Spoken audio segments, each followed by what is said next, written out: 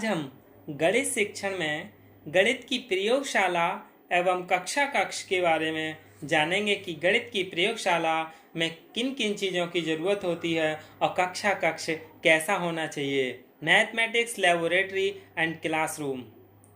तो गणित प्रयोगशाला के भाग जान लेते हैं आज हम कि गणित प्रयोगशाला के भाग कौन कौन से हैं। जो कक्षा 7 से 12 तक की जो लैब है उसके बारे में जानेंगे, क्योंकि सभी प्रशिक्षुओं के लिए लैब के बारे में, सभी अध्यापकों के लिए लैब के बारे में संपूर्ण जानकारी होना जरूरी है। यानी components for a mathematics laboratory grades 7 to 12, यानी 7 से 12 तक के बच्चों के बारे में हमें पता होना चाहिए। तो सबसे पहले स्टाफिंग यानी स्टाफ के बारे में जान लें। जो विभागीय सदस्य हैं, जो मैथमेटिक्स टीचर है या हेड ऑफ डिपार्टमेंट है और उसके जो डिपार्टमेंट के सदस्य हैं, वो स्कूल एक्टिविटीज़ में मैथमेटिक्स लेबोरेटरी के कॉन्सेप्ट में हेल्प करें और उसके लिए इच्छित एवं तैयार हों, इच्छित भी हों तैयार भी हों। प्रारंभ में प्रयोगशाला स्थापना के समय विभाग के केवल 1 या 2 सदस्यों की आवश्यकता होती है, लेकिन प्रयोगशाला को गणित अधिगम यानी मैथमेटिक्स लर्निंग सेंटर के रूप में परिवर्तित करना संपूर्ण डिपार्टमेंट के सदस्यों का सहयोग के ऊपर निर्भर करता है। अगला है भौतिक सुविधाएं यानी फिजिकल फैसिलिटीज़। लाइब्रेरी की फिजिकल फैसिलिटीज़ क्या हैं? नवीन जो न्यू स्कूल्स हैं उनमें मैथमेटिक्स लेबोरेटरी के लिए एक विशिष्ट स्थान होना चाहिए। उसकी योजना में समस्त सुविधाओं एवं दशाओं को स्थान प्रदान करना चाहिए। लेबोरेटरी रूम्स में जुड़ी होनी चाहिए, परिवर्तनशील भाग के द्वारा उससे अलग की गई होनी चाहिए। इससे जब भी आवश्यकता पड़ेगी तो विस्तृत समूह अन्वेषण के लिए बड़ा भाग प्राप्त हो जाएगा। प्रयोगशाला जो है वो 800 वर्ग फुट की एक बड़ी कक्षा कक्ष के रूप में होनी चाहिए।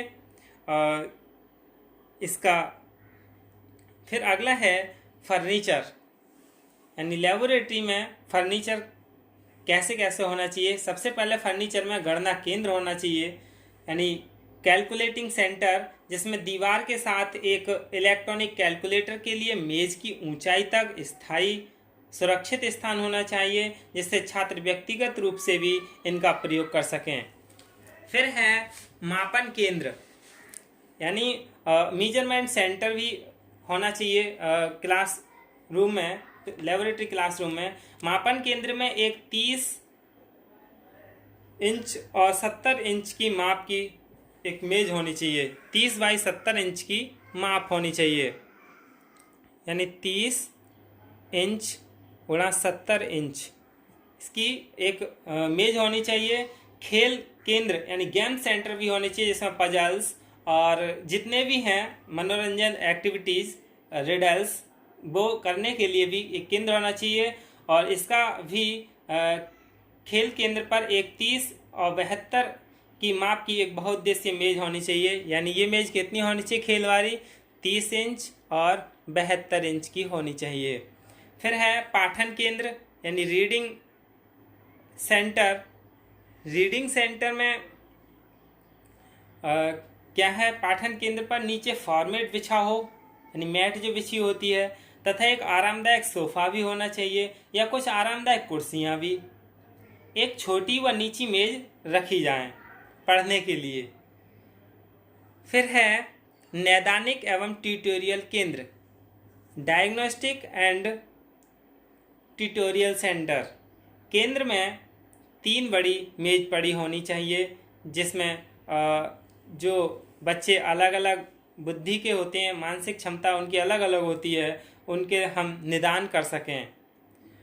फिर है इसमें लेबोरेटरी में कुल 30 कुर्सियां होनी चाहिए, 30 से ज़्यादा कुर्सियां नहीं होनी चाहिए, जिससे कि अव्यवस्था होती है।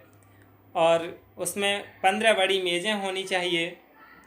फाइल रखने की एक अलमारी अलग होनी चाहिए, कम से कम 2 अलमारी तो हों ही, और संसाधनों की आवश्यकता अनुसार संख्या बढ़ाई जा सकती है। कक्षा 7 से 12 तक की एक मैथमेटिक्स लैब के बारे में डिटेल्स है।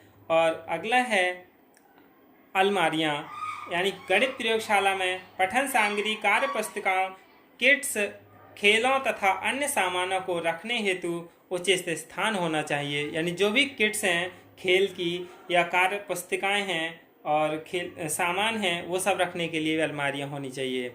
फिर है स्टोर,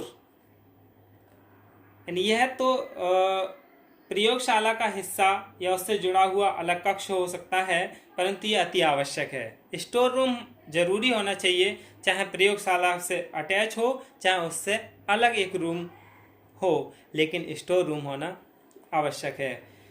फिर है प्रयोगशाला कक्षा में एक विशाल स्थायी स्क्रीन पर्दा कक्षा में ऐसे भाग में होना आवश्यक है जहां विशाल समूह के लिए इसका प्रयोग किया जा सके, यानी बच्चों को प्रोजेक्टर के माध्यम से अधिगम कराया जा सके, उन्हें प्रयोग कराया जा सके और ऐसे स्थान पर हो जिसमें सभी बच्चे देख सकें।